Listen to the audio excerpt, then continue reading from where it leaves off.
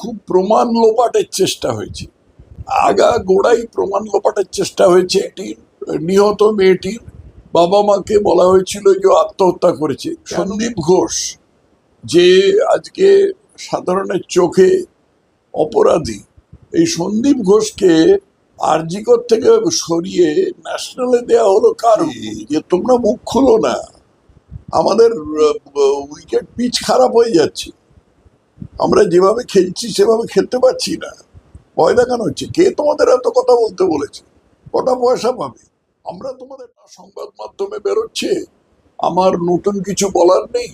তবে একটা খুব সংক্ষেপে গোটা কতক জিনিস বলতে পারি, সেটা হলো যে খুব প্রমাণ লোপাটের চেষ্টা হয়েছে, আগা গোড়াই প্রমাণ লোপাটের চেষ্টা হয়েছে।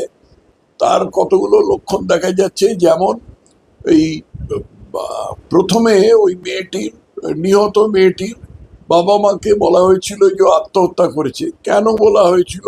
কোনো না জেনে শুনে কেন এই খবরটা দেয়া হয়েছিল?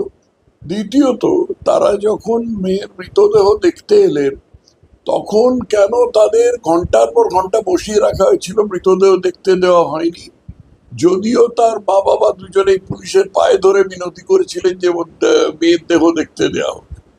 তারপরে প্রশ্ন হচ্ছে যে এই সন্দীপ ঘোষ যে আজকে সাধারণের চোখে অপরাধী, এই সন্দীপ ঘোষকে আরজিকর থেকে সরিয়ে ন্যাশনালে দেয়া হলো কার হুকুম? চতুর্থত হচ্ছে, ওখানে এই সমস্ত ঘটনা ঘটে যাওয়ার পরে যখন পুরো কলকাতা উত্তাল, তখন ওই হাসপাতালে ঢুকে যে বেলগাছিয়া বস্তির কিছু গুন্ডা ভাঙচুর করেছিল, তারা কেন করেছিল? কে তাদের দিয়ে কাজটা করিয়েছিল? অবশ্যই করিয়েছিল, কারণ বেলগাছিয়া বস্তির গুন্ডারা হঠাৎ আর্জি করে ঢুকে ভাঙচুর করবে এরকম তো রোজ ঘটে না। তাদের কে করিয়েছিল, কেন করিয়েছিল? পঞ্চমত হচ্ছে যে এই যে ঘটনাটা ঘটছে, এটা সিবিআই কে হস্তান্তর করা হয়েছে বলে মুখ্যমন্ত্রী খুব জাঁক করে বলছেন। মুখ্যমন্ত্রী এবং তার চেলারা খুব জাঁক করে বলছেন হস্তান্তর করতে তো দেরি হয়েছিল কেন? এর সব কটার উত্তর হচ্ছে প্রমাণ লোপাটের জন্য, প্রমাণ লোপাটের জন্য, প্রমাণ লোপাটের জন্য, প্রমাণ লোপাটের জন্য, প্রমাণ লোপাটের জন্য। মধ্যে একটা খুব বড় আছে, নানা কারণ আছে। তার মধ্যে একটা খুব বড় ফ্যাক্টর আছে, যেখানে অপরাধীরা মুসলমান সেখানে তো প্রশাসন উল্টে পড়ে তাদের বাঁচাবার চেষ্টা করেছে।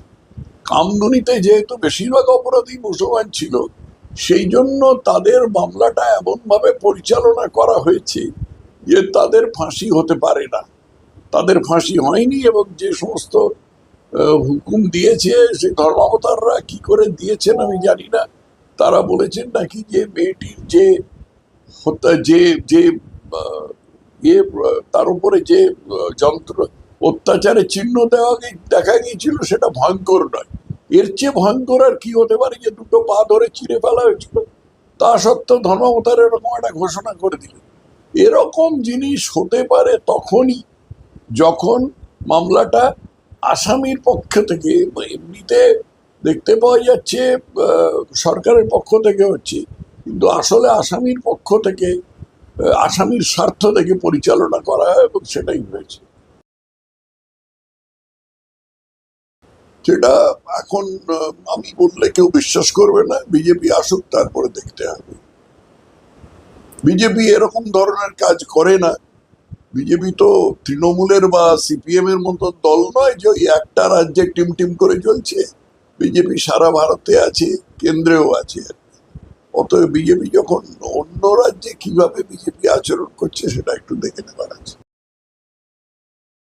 দেখানো হচ্ছে যে তোমরা মুখ খুলো না, আমাদের উইকেট পিচ খারাপ হয়ে যাচ্ছে, আমরা যেভাবে খেলছি সেভাবে খেলতে পারছি না, ভয় দেখানো হচ্ছে। কে তোমাদের এত কথা বলতে বলেছে? কটা পয়সা পাবে? আমরা তোমাদের পয়সা দিয়ে দেবো, এই মানসিকতা। কালকে বাইপাসের ওপর যে ওই রাস্তার উপর ডার্বি খেলা হয়েছিল, তাতে নিরস্ত্র লোককে পুলিশ তাড়া করেছে, তাদের ব্যানে তুলেছে। কেন তুলেছে? শুধু ভয় দেখাবার জন্য। পশ্চিমবঙ্গের পুলিশ তো গুন্ডাদের কোনোভাবে আটকাবার বা গুন্ডামির প্রতিকার করার চেষ্টা করে না, তারা যাতে স্বচ্ছন্দে গুন্ডামি করতে পারে সেটা নিশ্চিত করে। সন্দেশখালীতেও তাই করেছে, কামদুনিতেও তাই করেছে, আরজিকরেও তাই করে গেছে তো গেছে তো। আজকে কি তৃণমূল খুব জনপ্রিয় দল? এমনকি তাদের যে ঘুষ দিয়ে মানুষকে কিনেছে, এই লক্ষ্মীর ভান্ডার ইত্যাদি দিয়ে, এইটা সত্ত্বেও ক্লাবগুলোকে অনুদান দেবে, এইটা সত্ত্বেও যে মানুষের মতামত, মানুষের ইচ্ছা তার বিরুদ্ধে চলে গেছে, এটা যথেষ্ট প্রমাণ।